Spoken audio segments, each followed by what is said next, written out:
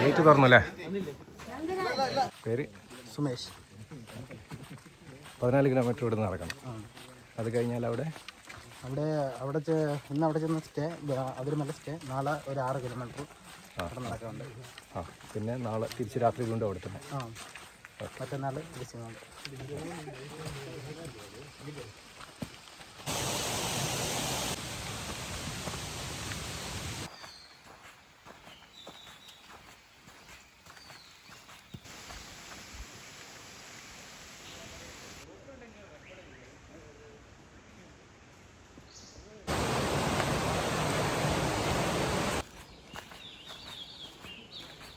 ഇവിടുത്തെ ഒരു പ്രത്യേകത ഈ ബേഡ്സിൻ്റെ ശബ്ദങ്ങൾ തന്നെയാണ് കേട്ടോ.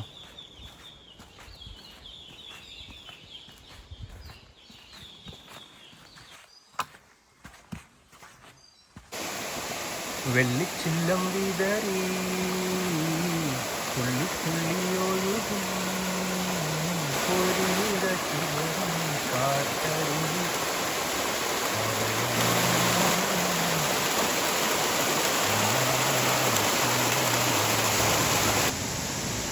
അതുകൊണ്ട് ഒരു ചങ്ങാതി കാട്ടിനകത്തുള്ള വെള്ളച്ചാട്ടമാണ്. ഇവിടെ ആളുകൾ കുളിക്കുകയും റെസ്റ്റ് എടുക്കുകയും ചെയ്യുന്നുണ്ട്.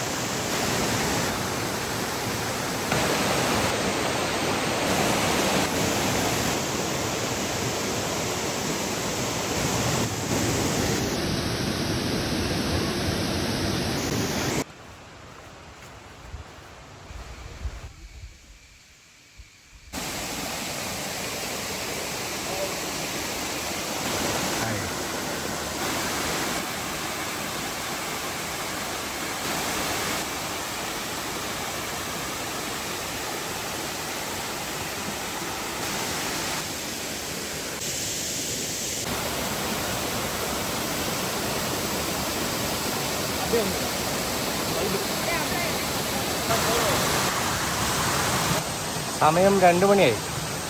1.5 മണിക്കൂർ കൂടി നടക്കാനുണ്ട്. രാവിലെ തുടങ്ങിയ ട്രക്കിങ്ങിൽ ഏറ്റവും ആശ്വാസകരമായിരിക്കുന്നത് ഇത്തരത്തിലുള്ള നിരവധിയാകുന്ന വെള്ളച്ചാട്ടമാണ്.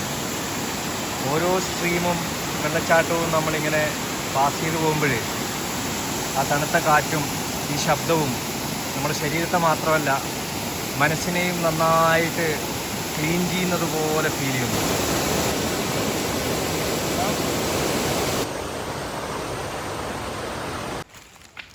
ഇവിടെ ഒരു ക്യാമ്പ് സൈറ്റ് ഉണ്ട്.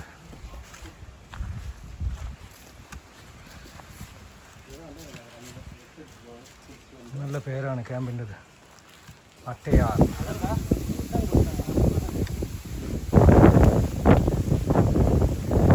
കാലാവസ്ഥയൊക്കെ മാറി നല്ല കാറ്റും വെയിലൊക്കെ ആയി.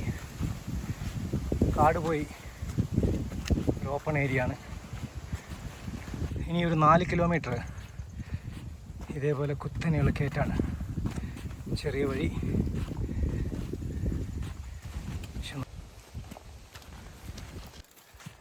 ഇവിടെ മെയിനായിട്ട് കരടി, അതുപോലെ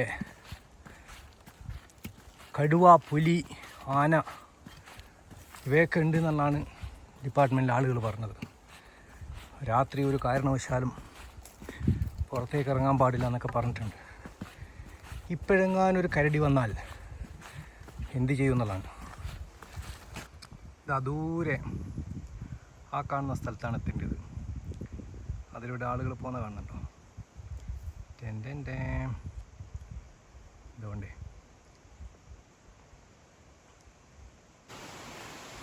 സമയം 3 മണി.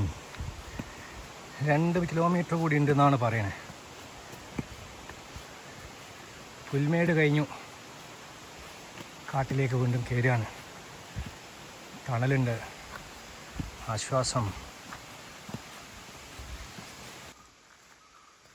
മണിക്കൂറുകളുടെ ട്രക്കിങ്. ആദ്യ സ്പെല്ലുള്ള ആവേശമൊക്കെ ഒരുവിധ ആളുകൾക്കൊക്കെ തളർന്നു. എനർജി ലെവലൊക്കെ അങ്ങനെ കുറഞ്ഞു.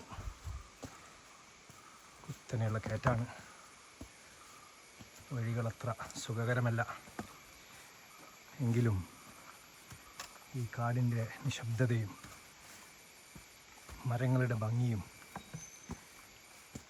അവിടെ ഇവിടെയുള്ള വ്യത്യസ്തമായ വർണ്ണങ്ങളുള്ള ചിത്രശലഭങ്ങളും പൂക്കളും കിളികളും ഈ വള്ളികളും ഒക്കെ നിരവധിയാകുന്ന കഥകൾ നമ്മളോട് ഇങ്ങനെ പറയാൻ. 70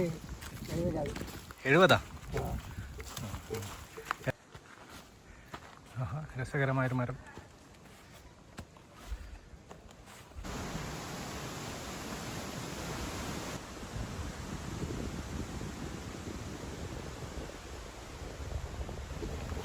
അങ്ങനെ ബേസ് ക്യാമ്പിലെത്തി. ഇന്നിവിടെയാണ് താമസം.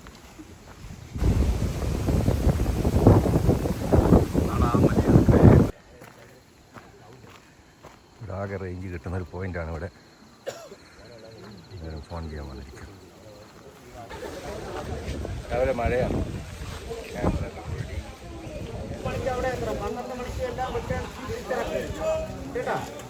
മാക്സിമം നമ്മൾ പോവും കേട്ടോ. കാലാവസ്ഥയുടെ ഇതുപോലെ നമ്മൾ മാക്സിമം പോകാൻ പറ്റുന്നിടത്തോളം പോവും. മോശമാണെങ്കിൽ നമ്മൾ റിട്ടേൺ തിരിച്ചിറങ്ങും. റോപ്പിലേറാൻ പാടാണ്. അതുകൊണ്ട് അത് നിശബ്ദമായിട്ട് വരണം. ശബ്ദം ഉണ്ടാക്കരുത്. ആനയുണ്ട്, പോത്തുണ്ട്, കരടി, കടുവ എല്ലാം ഉള്ളതാണ് കേട്ടോ. ശാന്തമായിട്ട് വരണം. ഗൈഡ് പറയുന്നത് അനുസരിക്കുക. ഗൈഡിന്റെ കൂടെ തന്നെ വരണം എല്ലാവരും.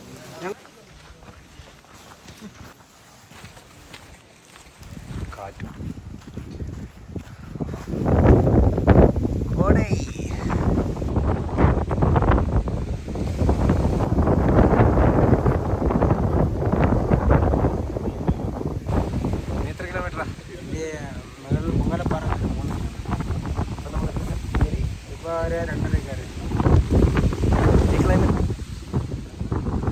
വളരെ അടുത്തുള്ള ആളുകളെ പോലും കാണുന്നില്ല കേട്ടോ.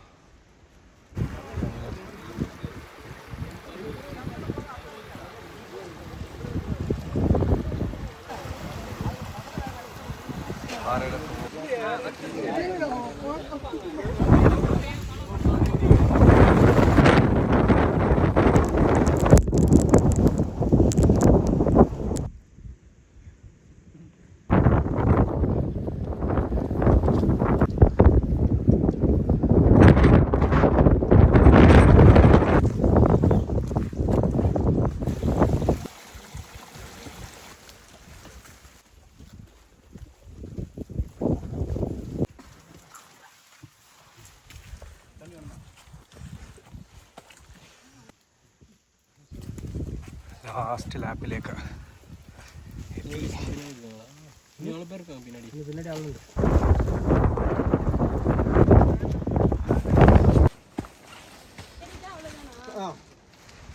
ഈ റോപ്പ് കൂടി കയറിയാൽ ഫിനിഷ്. இந்த ஒரு ரோப்பு தான் வந்து கஷ்டம். கஷ்டம் இல்லை, போயிடலாம். ടോപ്പിലെത്തി.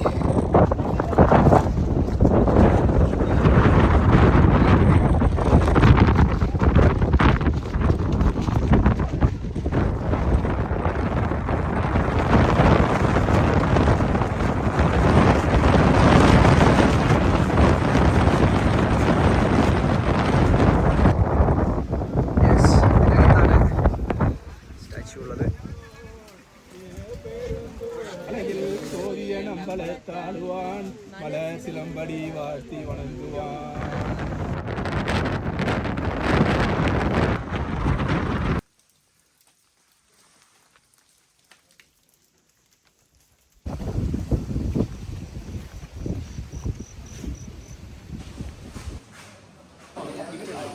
ഈവനിങ്ങിൽ ക്യാമ്പ് ഭയങ്കര ലൈവാണ്. ചായയും കടിയും സംസാരങ്ങളും